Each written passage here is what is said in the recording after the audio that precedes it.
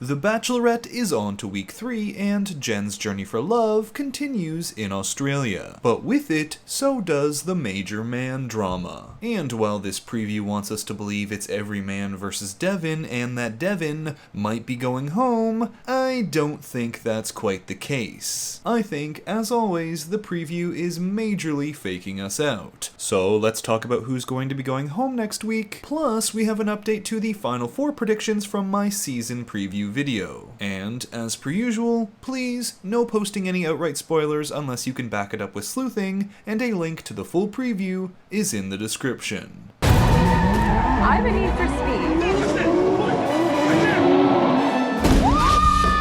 Welcome to the Bachelorette's Love Down Under Show! So first up for next week, we're seeing the 2 group dates in store for us. First is this racetrack date where Hakeem continues his streak of almost having a heart attack every week. Then we have a date that seems to be inspired by the Thunder Down Under, and don't take my word for it, just look at what it says on this man's underwear and don't ask why I was looking there. Now here the guys are going to be stripping down and showing off their best dance moves in order to impress Jen and possibly earn some extra time. Who knows, they might even be throwing out another mini one-on-one like they did last episode with Dylan, which could go to anyone here, but could also be something that happens on that race car date, as we have seen from the season preview that Austin seems to get a special moment with Jen there. But this Love Down Under show is also where this moment from the season preview happens. Jen, I'm already falling in love with you. Bro, you don't know about love. Yup, the love virgin is out here trying to lose his love virginity, and it's only been like 2 weeks. Now, this is something that seems to have been cut from this preview, even though it looks like it has some potential to cause some drama. So why would they cut it? Well, I have a potential theory, and it has to do with them misdirecting us towards someone else. I'm not actually sure if that's what's going on here, but I'll talk more about that as we get into it later on in the preview. For now, let's continue on. I'm gonna be nasty, and I'm gonna be dirty. Somebody get me a towel.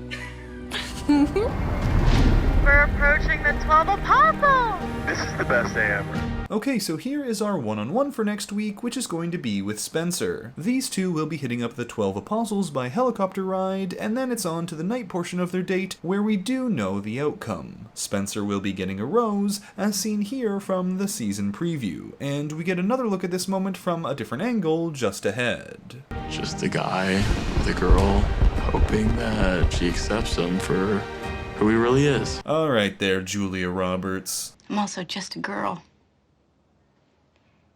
Standing in front of a boy. Asking him to love her. So Spencer is safe for this episode, and as we talked about in the season preview breakdown, he'll be making it right up to hometowns, but not quite into that top 4. So sorry Spencer, looks like she'll accept you for who you really are, right up until it's time to meet your family. Moving on. I like seeing you happy, you know? I'm always happy when I'm with you. That's what I say. It's Jen's world. I'm just living in it. If things continue to progress, we could go to the distance. Okay, can we reverse that? Is this man still wearing the pearls? Either this man really loves his pearls, or this has got to be some kind of mastermind way of making himself memorable on the show. I mean, I think Aaron is actually a freaking genius. This guy's one goal has got to be to get on Paradise like his brother, so he's stirring the pot and draping himself in pearls because he knows we're going to be talking about it. I bet he's already planned his pearl-themed Paradise intro. Oh, and also, yeah, he's totally Delulu on the we can go the distance take. So, moving on. These guys are genuine. You happy? It reaffirms why I'm here and that this is all working for me. I'm not gonna name names, but some aren't ready, some might not be here for the right reasons. Yeah, this man is on a mission for paradise, and it's working. Now, Aaron is not naming names about who's not here for the right reasons, which has Jen from the season preview saying, You can't drop something like that I'm and just not tell like, me. I won't name a name. but up ahead, the preview is going to imply one person specifically. And if you saw last episode, it's exactly the person you're thinking of. This was not the bomb that I wanted tonight. I don't give a about what you guys think. You guys whisper too much. I don't respect you, I don't like you, Yo, we will step outside. Shut up, everyone! So Devin is once again at his antics, and now Sam M here is ready to come forward more publicly with his distaste for anything resembling Pete Davidson. Here, the preview is also implying that the man who Aaron says is not here for the right reasons is Devin, which would track considering all the beef they had last episode. But I do have my suspicions and other theories about what could be going on here. However, let's finish off this preview and then we'll talk about all of that, as well as who looks to be going home next week. She will see through Devin, and she'll send his ass packing. I've made the wrong decisions in the past, and I'm not going to do that anymore. You need to get out.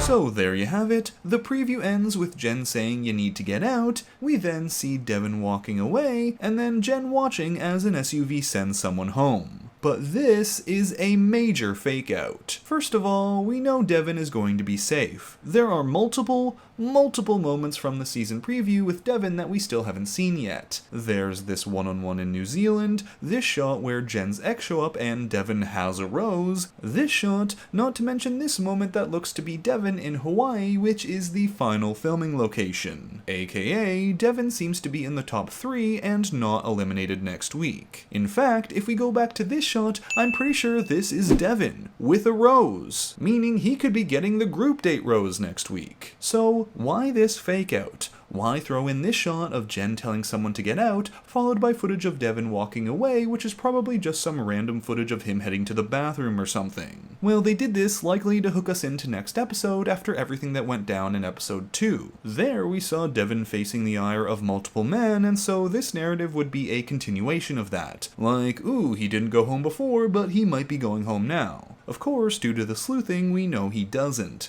But if he's not the one being told to pack their bags, who is? Well, my real theory is that it's no one. Jen is not actually telling anyone to get out. Here, she's just making a speech because the guys are getting on her nerves. Like we saw last week with her and Thomas, who was angry that Devin took time at the cocktail party first when all the men had agreed that Austin was going to get to have that time. We were planning on Austin to have the first time with you. But then you guys are making decisions for me. Like, you're taking my independence out of that. Yeah, Jen didn't appreciate that. So with Aaron calling someone out, probably with Sam M too, or maybe even Thomas again, plus more Devin drama, Jen could very well be fed up, and if it's true that Devin gets the group date rose, perhaps some men are upset at that decision and Jen says, tough noogies, stop bickering, I'm the Bachelorette, I make the decisions, shape up, or as she says, you need to get out.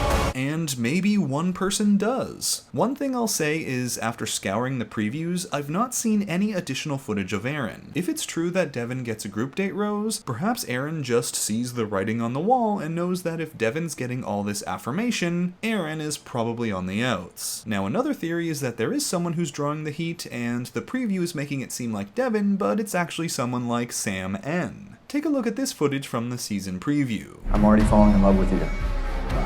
Bro, you don't know about love.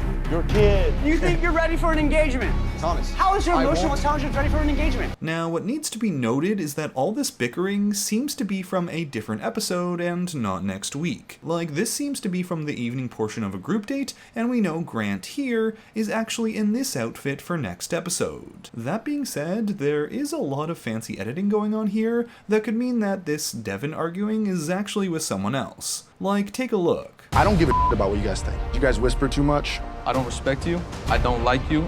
Yo, we will step outside. Shut up, everyone! So we see Devin, then Sam in this outfit, then it cuts to Hakeem before switching to Sam in a completely different outfit, where he tells someone that he doesn't respect them. Could be that they're trying to focus the attention on Devin and away from someone else, like Sam N, as that's a better hook coming off last episode, which was all about the Devin drama. But with the Sam N stuff seemingly happening the week after, I'm not so sure about this. But as for eliminations, if we're talking another 3 men going home, I'm looking at Aaron being one of them. Thomas, on the other hand, we've seen in more footage. John has been spotted in New Zealand despite not being in much other footage. Puppy Guy here is another one who's completely absent from any preview footage, so I'm looking at him too, and sadly, for the last guy, I'm thinking Hakeem. Seems like the Hakeem dream ends next week, and good thing too, before this guy has a heart attack and sues the show. Oh, and of course, I've yet to talk about the new Final Four information. So this is something a few of you mentioned in the comments on the season preview video, where I had put Grant into the top 4 over Jeremy. However, in this shot, we see Jeremy in a grocery store that a number of you have been to, Stu Leonard's in Connecticut, which is where Jeremy is from. Looks like this is a hometown, so we can take Grant out of the top 4 and put Jeremy in.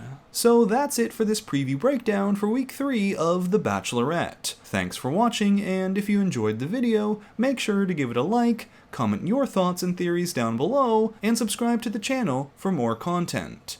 And until next time, Bachelor Fantake out. I don't give a about what you guys think. You guys whisper too much. I don't respect you. I don't like you. Yo, we will step outside. Shut up, everyone.